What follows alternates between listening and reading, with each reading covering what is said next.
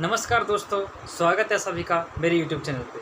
तो फ्रेंड्स, आज की वीडियो में मैं आपको बताऊंगा पावर सेट, यूनिवर्सल सेट और उसी के ऊपर बेस्ड एक्सरसाइज 1.3 के कुछ बेहतरीन क्वेश्चंस। वीडियो बहुत इंपॉर्टेंट है, इसलिए उसको पूरा ज़रूर देखिए। और हाँ, अगर आप मेरे चैनल पर नए हैं तो प्लीज़ इसे सब्सक्राइब कर लीजिए और बेल आइकन को भी ज़रूर दबा दीजिए। तो चलिए अब हम आज की पढ़ाई शुरू करें। फ्रेंड्स, आज हम सीखेंगे पावर सेट के बारे में। तो चलिए पहले इसकी डेफिनेशन देख लेते हैं, क्या बोलता है। The collection of all subsets of a set A is called power set of A. यानी कि कोई भी सबसेट मान लिया उसका नाम ए है, उसके सभी सबसेट्स का कलेक्शन पावर सेट कहलाता है। सबसेट मैंने आपको प्रीवियस वीडियो में बहुत अच्छे से क्लियर कर दिया। आई बटन पर लिंक आ रही है, प्रीवियस वीडियो आप जाके मेरी देख सकते हैं। अब सबसे पहले को हम कोई एक सेट लेते हैं ए। ये देखिए मैंने ले लिया 1,2, एक छोटा सा मैंने ए सेट ले लिया है। अब मुझे इसके सबसेट्स निकालने हैं, तो क्या होंगे सबसेट्स, हम शुरुआत करते हैं। यहाँ मैं लिख देता हूँ सबसेट्स ऑफ ए, ठीक है, एरो लगा दिया। क्या होंगे, तो सबसे पहले तो फाई एम्प्टी सेट। मैंने आपको बताया था प्रीवियस वीडियो में, फाई ही एकमात्र ऐसा सेट होता है जो हर किसी का सबसेट होता है। तो ये तो होगा ही होगा, कॉमा दे दिया। दूसरा क्या होगा, अब देखिए ये 1 भी तो होगा, यहाँ पे कर्ली ब्रेसेस लगा दिया और उसको सेट के अंदर डाल दिया। 1 इसके अंदर है, इसी तरीके से फिर 2 भी है तो कर्ली ब्रेसेस में लिख दिया। और आपको पता है कोई भी सेट खुद का सबसेट होता है, ये भी प्रीवियस वीडियो में समझाया था। तो इसलिए 1,2 यानी कि ये सेट खुद भी खुद का सबसेट होगा। और कोई सबसेट तो नहीं होगा इसमें, ये 4 हमारे जो है इनके सबसेट हो गए हैं। तो इसलिए हम इसको कैसे डिनोट करते हैं, अगर पावर सेट निकालना है ए का तो PA ऐसे लिखेंगे। और इस सेट में क्या क्या आएगा, फाई और फिर सिंगलटन के साथ 1, ये तो सेट के लिए है और ये इसके एलिमेंट के लिए, और फिर यहाँ पे 2 और फिर यहाँ पे 1,2 और फिर पूरा ब्रैकेट बंद। तो ये होता है हमारा पावर सेट। अब आपको यहाँ पे एक चीज़ ध्यान रखनी है, आपने नोटिस किया होगा कि ए सेट में हमारे 2 एलिमेंट्स थे, लेकिन पावर सेट ए के पावर सेट हमने निकाले तो 1, 2, ये देखिए ये भी एक है, ये भी एक और ये भी एक है, 1, 2, 3 और ये 4। यहाँ पे आपके 4 एलिमेंट्स आए हैं। अब इन शॉर्ट में आपको एक तरीका बताता हूँ कि किसी भी सेट का अगर आपको पावर सेट में एलिमेंट्स बताने हैं, number of elements in a power set, वो कैसे डिसाइड होता है, वो होता है आपका 2 की पावर m। और जहाँ पे m क्या है, m होगा आपका number of elements of given set.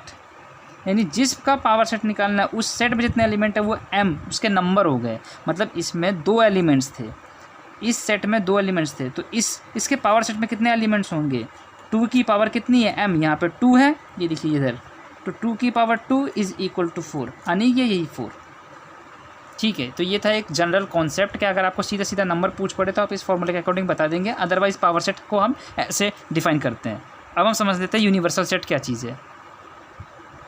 ये देखिए फ्रेंड्स, अब बात होगी यूनिवर्सल सेट की। जैसा कि नाम से ही दिख रहा है यूनिवर्सल, यानी कि ये सबसे बड़ा सेट होगा किसी फील्ड के लिए।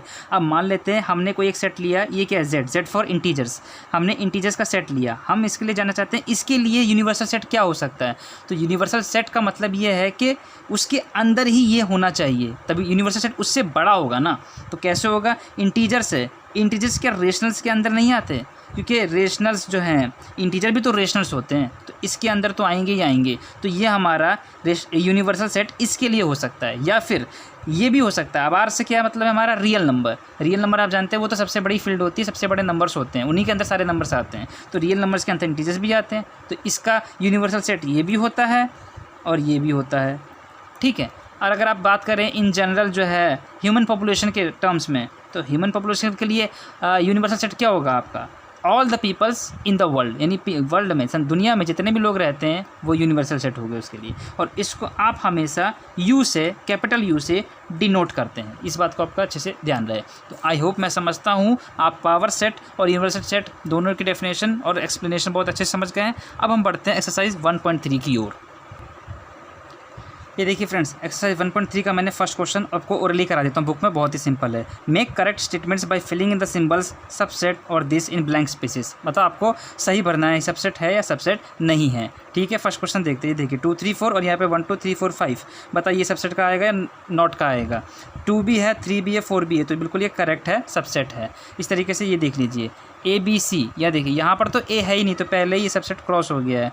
एक भी एलिमेंट हमें नहीं मिला यहाँ का तो सबसेट नहीं होता, अच्छे से आपको मैंने बताया हुआ है। अब ये देखिए third part, x such that X is a student of class 11th of your school, आपके स्कूल में क्लास 11th का स्टूडेंट, और यहाँ पे आपके स्कूल का स्टूडेंट, तो जाहिर सी बात है ये चीज़ इसके अंदर तो आएगी ना, आपके स्कूल में ही तो 11वीं के बच्चे होंगे, ठीक है। तो ये सबसेट हो गया है, बहुत ही सिंपल जनरल टर्म्स में। फोर्थ लेते हैं, X such that X is a circle in the plane, मतलब किसी भी प्लेन में, प्लेन का मतलब ये है कि हमने कहीं पे भी एक सर्कल ड्रॉ किया हुआ है, ठीक। और यहाँ पर दे रखा है X such that X is a circle in the same plane with radius 1 unit, यहाँ पे से डिफाइन कर दिया रेडियस एक ही यूनिट है, यहाँ डिफाइन नहीं किया। तो भाई अगर एक से ज़्यादा यूनिट हो गई तो ये तो बड़ा हो गया, और आपको पता है हमेशा ये चीज़ छोटी होनी चाहिए इससे, तो ये सबसेट नहीं है, ठीक है दोस्तों। ये देखिए X such that X is a triangle in a plane, और यहाँ पे X such that X is a rectangle in the plane, भाई ट्रायंगल और रेक्टेंगल का आपस में क्या रिलेशन, तो ये कभी भी एक दूसरे सबसेट नहीं है।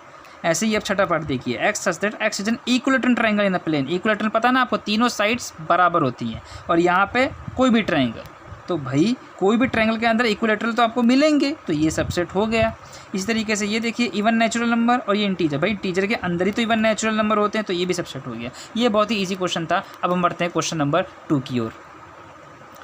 ये देखिए दोस्तों क्वेश्चन नंबर 2, ये सब सिंपल क्वेश्चन मैं आपको ओरली बता दूंगा। देखिए यहाँ पे क्या करना है, स्टेटमेंट बतानी है ट्रू है या फॉल्स है, ठीक है। अच्छे से करते हैं। फर्स्ट पार्ट देखिए, सेट में ए बी दे रखे हैं और यहाँ पे सेट में बी सी ए दे रखे हैं, सबसेट नॉट लगा हुआ है, चेक करते हैं। ए इसमें है, बी इसमें है, तो भाई ये तो सबसेट होना चाहिए, तो ये स्टेटमेंट हमारी फॉल्स है, होना चाहिए था बट यहाँ नॉट लिखा है, ठीक। सेकंड पार्ट देखिए, ए और ई है और यहाँ पे X such that X is a vowel in English alphabet, भाई इंग्लिश अल्फ़ाबेट में वोवेल क्या होते हैं, ए ई आई ओ यू, और इसमें ए ई हैं, तो ये दोनों चीज़ इसके अंदर तो आएंगी, तो ये करेक्ट है, इसलिए इसके लिए लगा दिया ट्रू, टी।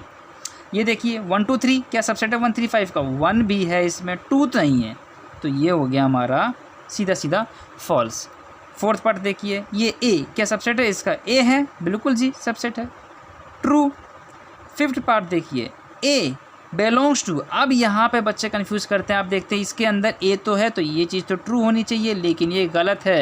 ये देखिए साइड्स में आपको लिख देता हूँ, मैंने आपको बताया हुआ है ये बिलोंग्स टू है। बिलोंग्स टू मतलब क्या होता है, हमेशा एलिमेंट, ये जो चीज़ होगी ना, ये देखिए यहाँ पे जो लिखा है इसने ए बिलोंग्स टू कर्ली ब्रेसिस में ए कॉमा बी कॉमा सी, तो ये जो चीज़ है ना ये एलिमेंट है, एलिमेंट, और एलिमेंट का मतलब क्या है, ये पूरा एलिमेंट है, कर्ली ब्रेसिस को मिला के बिलोंग्स टू लग जाए तो पूरा एलिमेंट बन जाता है। अगर यहाँ बिलोंग्स टू नहीं होता, अगर सबसेट होता तो फिर हमारा ये पूरा सेट होता है, लेकिन ये फिर एलिमेंट होता है। तो अब बताइए ये इकट्ठा इसमें कहाँ है, ये तो ए है, ये सिंगलटन ए है, तो इसलिए ये स्टेटमेंट हमारी क्या है बच्चों, बताओ ट्रू है या फॉल्स है, सो दिस इज़ फॉल्स, ठीक। इसी तरीके से ये देखिए, X such that X is N even natural number, even natural number है लेस देन 6, कौन कौन से होते हैं even natural number less than 6, मैं यही लिख देता हूँ 2 4, ये देखिए। और यहाँ पे x is a natural number which divides 36, जो 36 को डिवाइड कर देता है, तो भाई 2 तो डिवाइड करता है, 4 भी डिवाइड करता है, तो ये स्टेटमेंट ट्रू है, ठीक है। ये क्वेश्चन यहाँ पे आराम से हो गए। अब हम चलते हैं क्वेश्चन नंबर 3 की ओर। ये देखिए फ्रेंड्स, क्वेश्चन नंबर 3, ये भी मैं आपको बुक पर सिंपली करा दूंगा। ये देखिए ए सेट में आपको गिवन है ये, which of the following statements are incorrect and why, सभी पार्ट्स ये बताने में से कौन से इनकरेक्ट यानी गलत हैं और क्यों हैं। फर्स्ट पार्ट बोलता है 3,4 सबसेट ऑफ ए, ध्यान रहे जब यहाँ पे ये सिंबल होता है सबसेट का, तो इसका मतलब इससे पहले ये हमारा क्या रहा होगा, सेट, क्योंकि ये हमेशा सेट के लिए चेक करता है, और जब बिलोंग्स टू लग जाता है तो वो एलिमेंट के लिए चेक किया जाता है, ये आपको अच्छे से पता होना चाहिए।